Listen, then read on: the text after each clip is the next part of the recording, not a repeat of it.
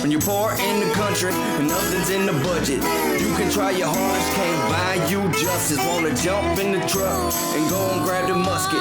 That's what you call Bayou Justice. Bayou Justice. Bayou Justice. Who really knows the truth and can you really trust it? Bayou Justice. Bayou Justice. You can try your hardest, can't buy you justice.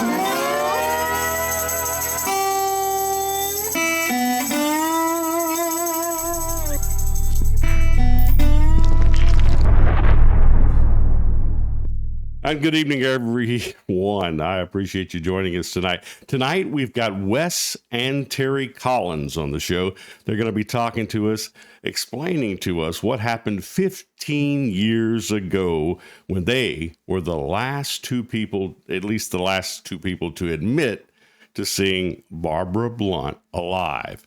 Of course, Sheriff Jason Ard says they're mistaken. Tonight, I want you to hear both sides and you decide who's mistaken.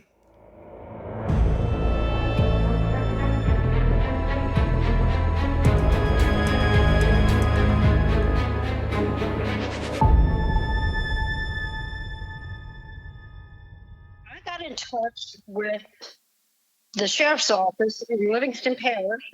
They sent photos, like a lineup of guys, and also pictures of Miss Blount, and asked me if this was the person I saw, and I said yes.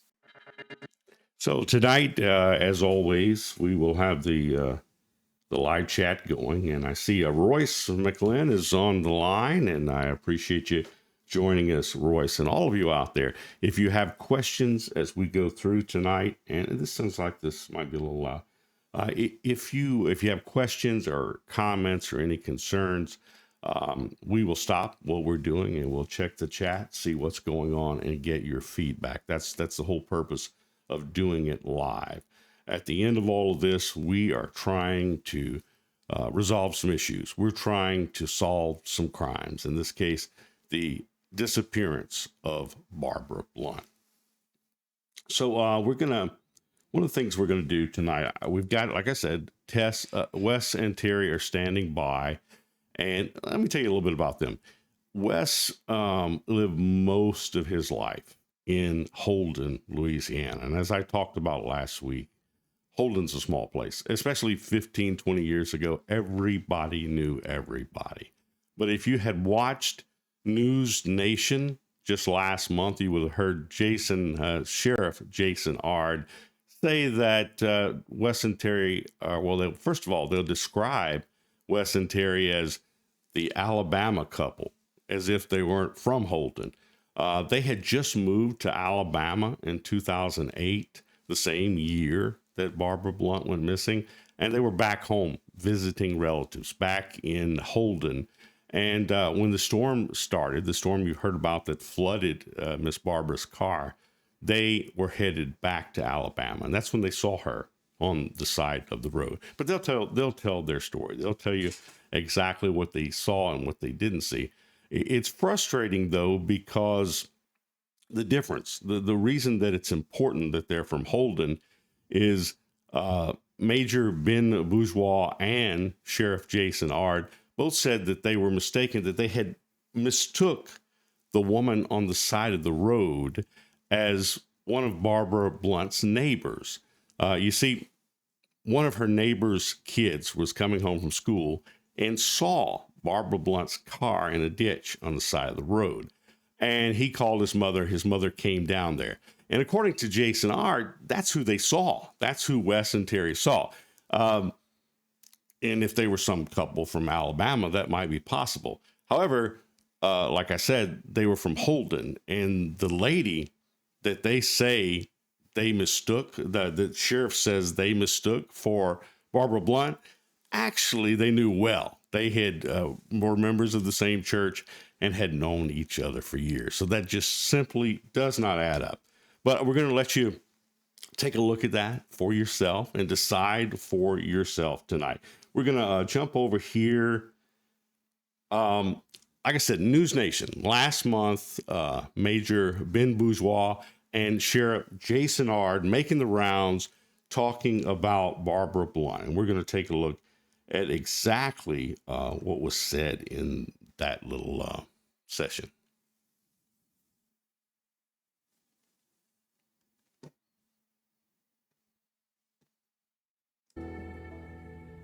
Barbara lost her husband in 2004 in a horrific train accident. His tanker truck was hit by a freight train, resulting in a terrible explosion, killing Barbara's husband along with the train engineer and conductor. The family says lawsuits followed that crash. Her niece, Honeycutt, says that she's asked for police to investigate if there is, in fact, any connection with her aunt's disappearance and that tragic crash. Joining me now to talk more about the case is Livingston Parish Sheriff Jason Ard and Major Ben Bourgeois. To you both, thank you so much for your focus on this case and for giving us some of your time today. I want to start with you, Sheriff. You have said that this is one of those cases that it just sticks with you. Why is that about Barbara's disappearance? Well, one of the main reasons it sticks with me is because I've been here 30 years, and this is the only unsolved case that I've been involved in.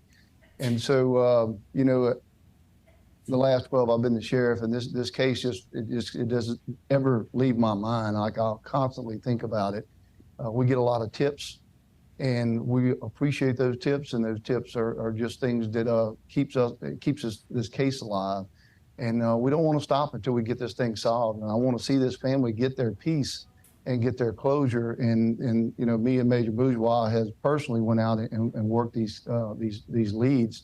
And sometimes there's a lot of theories that come with these cases. And just because that theory is there doesn't mean that we don't look at it. And sometimes we take those theories all the way to the end where, you know, it's really not there, but that doesn't mean that we push it out. It's still in the back of our minds. And we try to focus on that kind of thing. And again, this case has not only bothered me, but I know Major Bourgeois has worked his entire career in investigations just about it. And this Barbara Blount case is just something that both of us, we talk about all the time. This is a common thing at the office. This investigation has never died, and it will not until it is solved. Major, I'll bring you in here. 15 years. Now, look. This is important. Okay, I know that Jason Ard cares about this case, but honestly, does anyone believe that he is out there personally riding around investigating this crime? I don't know. I have trouble following that. One of the challenges is being so old. It's a lot of times it's not seen every day. You know, the word's not out there. Doing what y'all doing, it does help us because it gets it back out, gets it fresh in people's minds. Just the time that's lapsed, you know, some people want to maybe try to put it to the side, but we're not going to do that. We're going to keep moving forward on any tips or any evidence that comes forward. Sheriff, we're looking at Barbara's kitchen that day. Take us through what you all saw when investigators got there, and was it initially treated as a crime scene? It was absolutely treated as a crime scene. We had a lot of unanswered questions, but she was doing some type of spring cleaning. She had pots and stuff she had pulled out of the cabinets. Nothing was really out of the ordinary. The only thing that we came across at her home that made it seem like that maybe there could have been a possible struggle was her cell phone that was outside and the battery was out of it. So obviously it had failed. We don't know if it did that because of the wind and rain that came, or did she do that because she was startled? Did she do that because she was in a struggle? So that's really the only piece of evidence we had. Everything else was just normal, and it was overly clean. You know, did this person lure her out her home? And that's why we had little or no, you know, DNA evidence. So there was a lot of questions there. And at the end of the day, you know, everything that day just seemed like it was going against us, you know, just like that when we found the car, we get over there and in a matter of time, you know, this thunderstorm comes in and the rain comes up. And by the time we get this thing hooked up and onto a wrecker, it has 1 inch of water already inside the vehicle. So everything just seemed to be going against us. But, you know, obviously we didn't stop. And here we are 15 years later, still doing what we can to try to solve this case and asking people, you know, for these tips. And look, it don't matter what it is. If you remember something, please call us. And even if you've told us something before and you feel like maybe you didn't follow up on it, call us again. And we can tell you, yeah, we did follow up on it, or you know what, maybe we didn't. But I know that when we get those tips, So look, I'm sorry to keep interrupting, but Wes and Terry, they originally, and you'll find out when we talk to them, but they originally told the sheriff's office what they had seen way back in 2008 when it happened. And then years later, when they had moved back to Louisiana, they were living in Louisiana, and the sheriff's office, this is when Woody Overton was interested in the case. Woody and Jason Ard in person came to Wes and Terry's house in Holden just a few years ago, sat down in the living room, and they actually talked about the case, and they ended up going, Wes and Terry went with them to show them where they saw Barbara at the end of that road. And sure enough, it was exactly the same road where the car was found. Again, this is not news to Sheriff Ard, so he definitely knew they weren't that Alabama couple. lady for her age, she was very active, and I think that she could even somewhat take care of herself. I think that she was absolutely lured away from that home, whether it was by gunpoint or maybe it was more than one person. And we just believe that's what happened. And we just need to find out what the motive was. We have some speculations. We have some things that we believe that we know that happened that we can't disclose, but we also know that that's without a doubt, that's what happened. She's not the type just to disappear, not call her family, not, check in. I mean, we know that something happened to this lady and it was not good in nature. I think the person of interest is absolutely watching, and they need to know that we are close to getting them, and we're going to do it eventually. It's just, it takes a little time, but we have gotten quite a few breaks in this case that is leading us in different directions.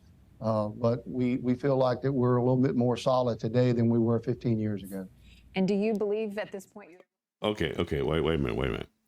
A break in the case should take you in a certain direction. I absolutely, something new has come up. They found something else, as they seem to do every 4 years, and it's going to lead them in a different direction. But what he said was the break in the case is leading them in multiple different directions.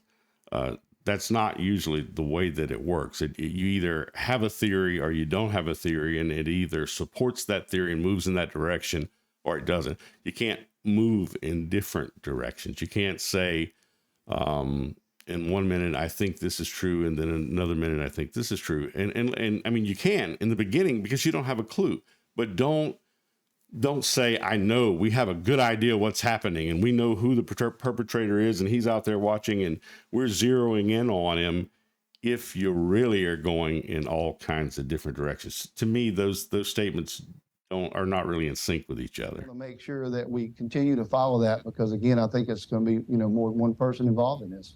How has Barbara's disappearance, even 15 years later, impacted people? Is it still something that concerns people, worries them, that they still talk about? Yes, ma'am. Anytime Barbara Blount's name's mentioned around the Holden community, it's people recognize that that was a good Christian lady, and she was very much into the community, into her church, her family, her farming. She was a strong lady, as the sheriff said, take care of herself. She had farm animals that she took care of by herself, and the community, I think, is still got their guard up somewhat in that area just because of this from 15 years ago. We see video of you two outside of her house. Tips are still pouring in. I'm curious, how large is your department? Are you the two primarily working on this case because you're so passionate about it? And what types of resources have you been able to deploy? Well, we have actually 358 deputies that work at the sheriff's office, and we have a pretty good sized investigation team. And we have a lot of resources that are working on it. And Ben Bourgeois and I have just really taken this one to heart. We kind of have this, we've kind of just got a little bit emotionally involved in this case, and we want to make sure we bring it to an end. And so he and I just have always been in the forefront of this case. But we have a lot of other investigators that are working on it as well with us. How closely are you in communication with Barbara's family still now? I speak to her family, or a family member of the family, whether it be the niece, the daughter, the son, or the sister, Nasira, at least once, twice a month. What happened to her house after she disappeared? Was she living there alone? At the time of her disappearance, yes, she was living there alone. Since then, her son has moved into the residence. Okay, and all of the family members have been questioned. Have all family members been cleared of any wrongdoing? All the family members have been questioned, and at this point, we don't want to get too much into the investigation, but we're still looking into everything. So, finally, Sheriff, I'll give you the last word here. Your message to the public, because tips are still coming in, and it's just going to take that one tip, that final piece of the puzzle for you guys to solve and crack this case. What should people be considering when they're thinking back 15 years ago that could help you? Any information would help us. And we find in crime, sometimes people think, well, I know about this, but it's kind of so small and they're really busy. They probably don't really want to look at that. That's not true. We want every piece of evidence you think you have. I don't care if it's a suspicion or if it's something maybe that somebody said and you overheard a conversation. That's important to us because, again, we have all these pieces of this puzzle and some of them are missing, and they may actually hold that key piece that solves this, that actually can help us put this whole entire puzzle together. So it's very important that the citizens know that, look, we take this serious. We need your help. We're only as good as the information we receive. And so we need your help in this case. We feel like we have some good evidence and it's leading us in a right direction, but you may actually hold some pieces that actually will help us come together and solve this even quicker. Yeah, and I encourage everyone who has seen this story now to share it with those you know who are in your circle so we can continue to get the word out. The number to call is what, Sheriff, if people have tips? 225-686-2241, and you can ask for an investigative division, and they'll put you to. You know, I really appreciate one thing about this report, though. Even though they are almost adamant that the home was where this abduction happened or lured her from the house or whatever may have happened.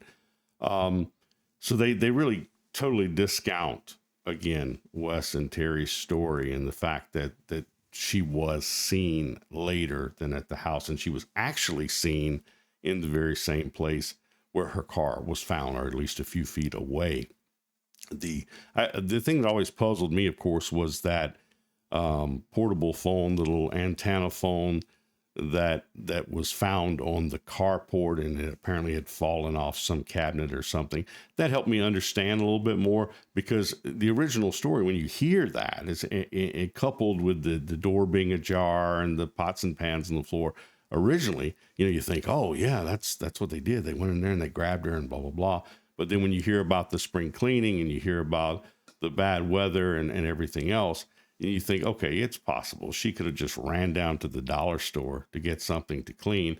And for whatever reason, someone flagged her down. She pulled over on the side of the road, or someone could have called her, said, hey, come meet me, and told her something that she had to adhere to. I don't know.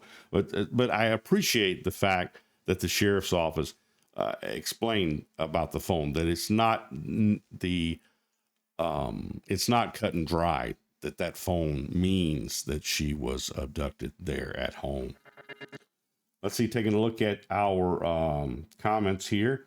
Let's see, Awaken says, by the looking glass reflection, hey, I caught a live. Well, thank you. I appreciate that. Royce also got the live show. He says, got tears in his eyes, so touching that they are personally involved. Talking about the sheriff's office makes me wish I could go and vote right now. This is an election year, and that's the only thing that bugs me.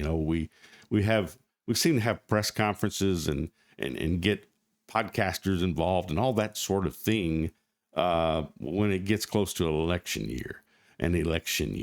Barbara Blount is important every one of those 15 years, and we need to find her. And for the record, this podcaster is always here every week, and it has nothing to do with any sort of election. This person, the Awakened person, says, this last Christmas, Baton Rouge Police Department called me, and they told me my daughter shot herself. Oh my goodness. and the bullet or gun was never found. Well, if I can in any way help with that, please reach out and I will be glad to dig into it and see what I can find out.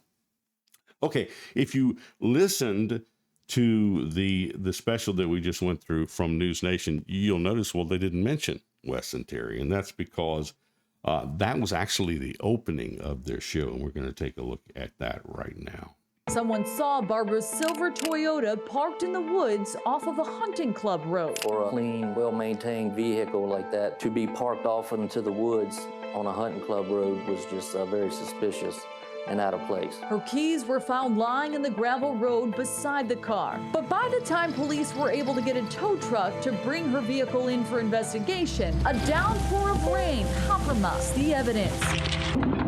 There was 1 inch of water in the floorboard of the vehicle. That's how much rain had came just in that few hours there. Police found Barbara's home undisturbed. Among her belongings left were her glasses, cell phone, and even her gun. The only sign of a possible struggle was out in the carport. Her cordless landline phone was found on the ground with the batteries out. Police say it's hard to link that to any foul play. She was known to where if she went outside or something, she would bring that cordless phone outside. And with the storm that come through, it could have easily been blown over. She could have dropped it out of being startled. She could have dropped it out of a struggle. We don't really know. The Livingston Parish Sheriff's Office pored over Barbara's cell phone and landline records and found nothing out of the ordinary. There's another tip they received in recent years they've ruled out. A couple from Alabama came forward saying they believe they saw Barbara where her car was found in 2008. They claim she was speaking with a man in a pickup truck. Investigators looked into this and believe the couple actually saw a witness who found Barbara's vehicle. We have talked to the ones that were assisting with locating the vehicle, and we believe that that is the same person that they saw whenever they were passing going to Alabama. So yeah, they have talked to those people because the kid, this was a high school kid. He may have been a senior. He was driving home to his house. And again, he lived in Barbara Blount's neighborhood. And his mom was known to Barbara Blount. There were 2 churches on that road, Macedonia, which is the oldest church in Livingston Parish. And at the end of that road is Magnolia Baptist Church. Barbara went to Magnolia, and the neighbor went to Macedonia, but so did Wes and Terry. So they knew her quite well. Well, anyway, this young boy found the car, went home, got his mom, and in fact, they had a young lady that was staying with them from California. I've talked to her, and they've come down.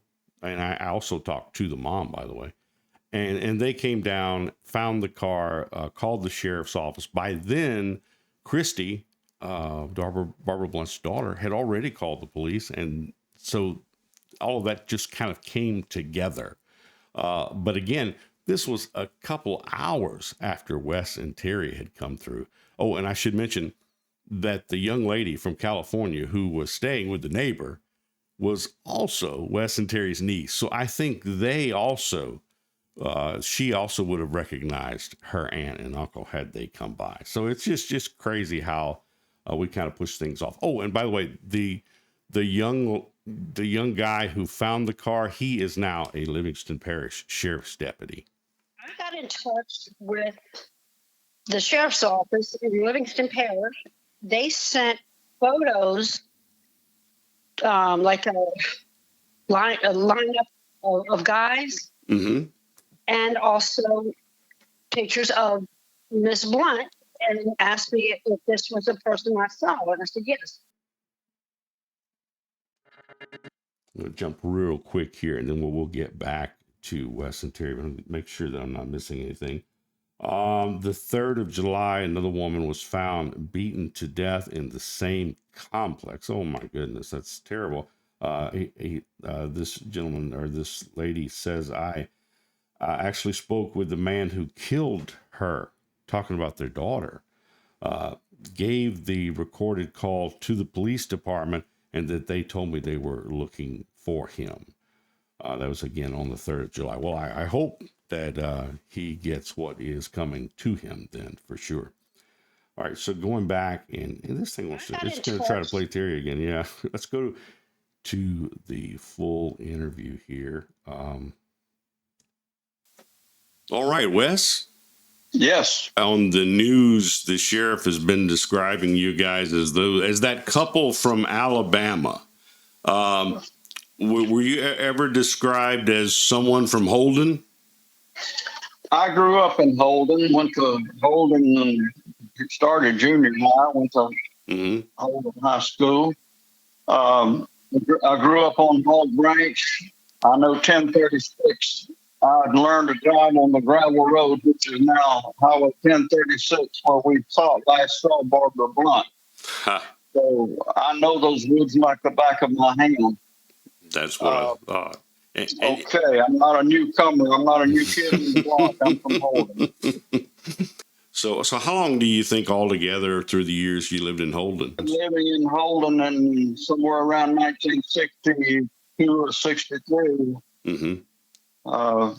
Except for a brief stint in the Navy, and I lived there until around 2008. Okay. Just tell me about getting married in the oldest church in Livingston Parish. How was that, and how'd that come about? Well, Macedonia Church has always been kind of a mystical place, if that's the right word. We always like to stop and drink from the natural spring well there. And being the oldest Baptist church in Livingston Parish, we thought it'd be a neat place to have a wedding. All right, Terry, if you will, just kind of take us back to that day, May 2008. And I know you guys were visiting relatives in Holden, and you were about to head back to Alabama. Where were you living then? We were living in Fort Payne, Alabama. You guys were getting ready to head back, and you were leaving a little early because it was starting to rain. Is that correct? Yes, there was a report that there was going to be a storm coming, and my husband and my 3 children and I were camping in our son's yard in Louisiana, in Holden, actually. And when we heard about the weather coming, we packed up our camper and headed out back towards Fort Payne. Just to back up what my wife, Miss Terry, just told you, I was pulling a camper. We left a day early because of storm in the forecast, and we was headed up 1036 going back to Alabama.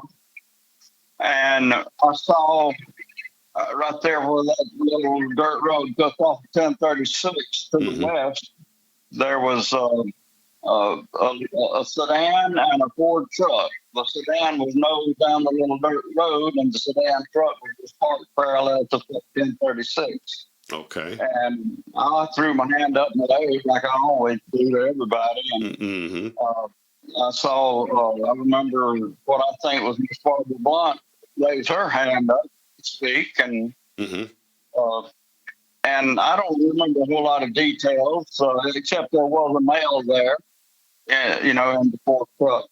Right. And it wasn't until later we found out she was missing, and we realized that was her we saw. Wow.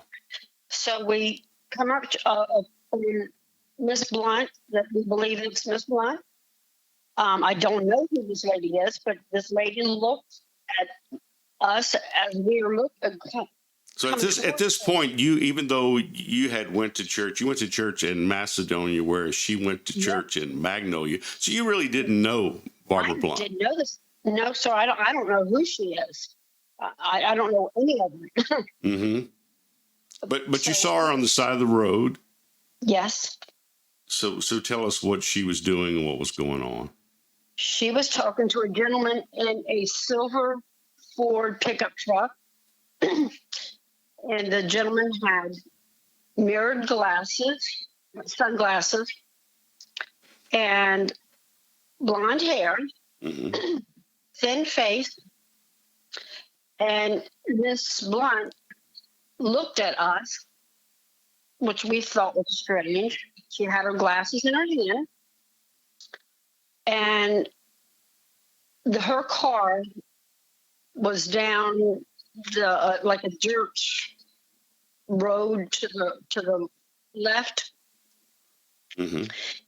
and this gentleman in the truck slouched down and put his head between or behind the door frame Mm-hmm. of the truck. And my husband and I didn't really think anything much about it. I mean, I thought it was strange, maybe. Mm-hmm. When we went home to Alabama, and we were there a few days, and while we were there, we decided we're going to go on vacation to Norfolk, Virginia. I have a son in the service Mm-hmm. at that time. So we were visiting, and I was looking on Facebook, and I saw this picture of Miss Blount. Okay. And I told my husband, I said, look at this. And I said, that's the lady we saw. He goes, you're right. So I called the sheriff's office. Mm-hmm. So you called the local sheriff's office where you were? Or? No, I'm sorry, the Livingston Parish, Okay. and spoke to Chuck and Work. Mm-hmm. He sent a picture of Miss Blount and also lineup of gentlemen that it may have been. And he wanted me to pick this person out. Mm-hmm. So I said, this is the lady that I saw. So I pointed to her. Uh-huh. And the lineup, I said, the gentleman had a thin face. I mean, people said, how do you know? Because I looked at this guy, why are you slouching down? Mm-hmm. But I saw a thin face, the blonde hair, Mm-hmm. and the narrowed glasses. And I said, I think this is the gentleman. Not sure. Mm-hmm. And that was all. And excuse me. This was sent to the police department. The lineup was sent to the police department in Norfolk.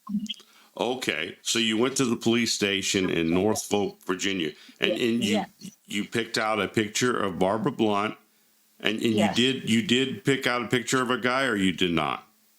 I did. I said, I think that could be him. I'm not sure. Okay. You know?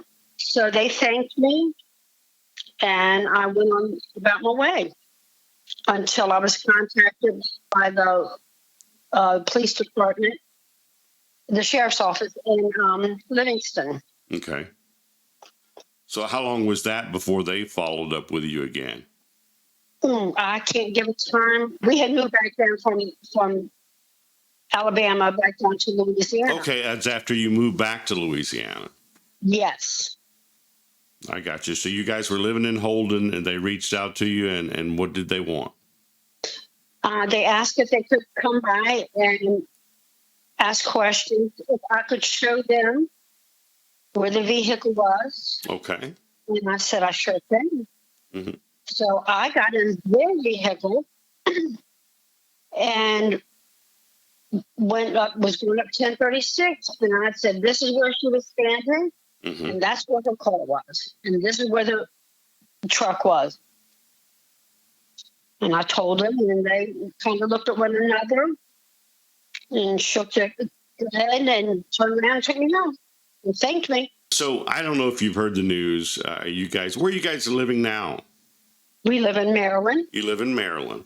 So I don't know if you've heard the news up there, but the sheriff's office has come out just in the last few weeks and said that you guys, you and Wes, were mistaken, and you did not see Barbara Blount. Well, the people that you actually saw were a lady named Christine, who lives in the area, and her son. Those were the two folks that found the car in the ditch and called the sheriff's office. And they stood there at the end of that road waiting for the sheriff's office to come to the scene. And the sheriff's office is now saying that that's who you saw. You didn't see Barbara Blount and anyone else. No, sir. I know Christine, and I know what Christine looks like. I go to church. I used to when I lived there. That's what I thought. The two of you had Yes. went to church together. Yes. So it was not that. It was Barbara Blount, according to the picture that I saw Mm-hmm. at Norfolk and the picture that I saw on Facebook. I got you. So even if the picture didn't match, though, you know that wasn't Christine. No, I know Christine. Okay. And do you know her son? Would you know him if you saw him? Christine's son? Yeah. No, I don't. Oh, so he. It sounds like though the guy that was in the truck was probably too old to be her son anyway. Her son saw the car when he was coming home from school. So yeah, he was in high school. No, this was not a high school person. This was an adult. No. Great. That's what I thought. And I just wanted you guys to confirm that because people are really concerned, and people naturally, whatever the sheriff's office says, people say, oh, that must be it then. And I was certain from talking to the two of you before that was not a possibility. No, it was not Christine, and it was not a teenage son. Okay, and we'll jump out here and take a look again at our chat and continuing the conversation with Awakened. Got some buffering going on, and Royce had mentioned that as well. That's the problem. That's the problem with going live, and I've dealt with that a little bit the last few weeks.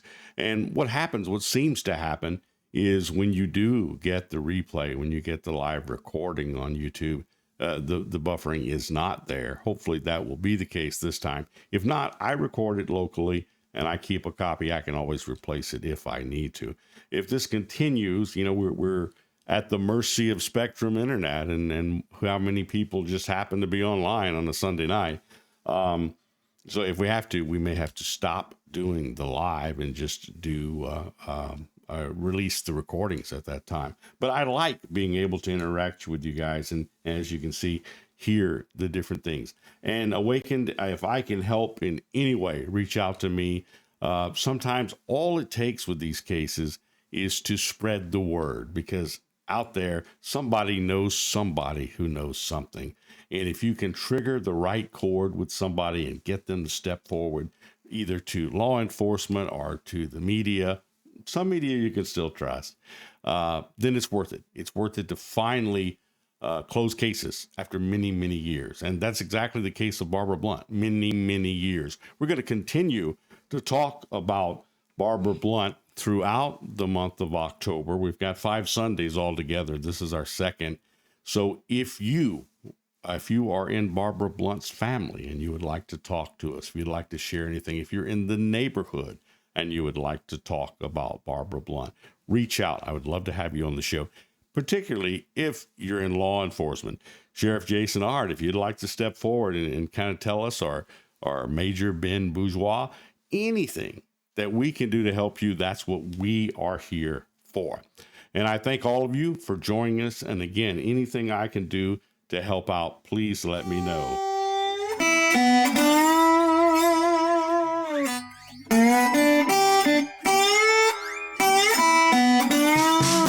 When you're poor in the country and nothing's in the budget,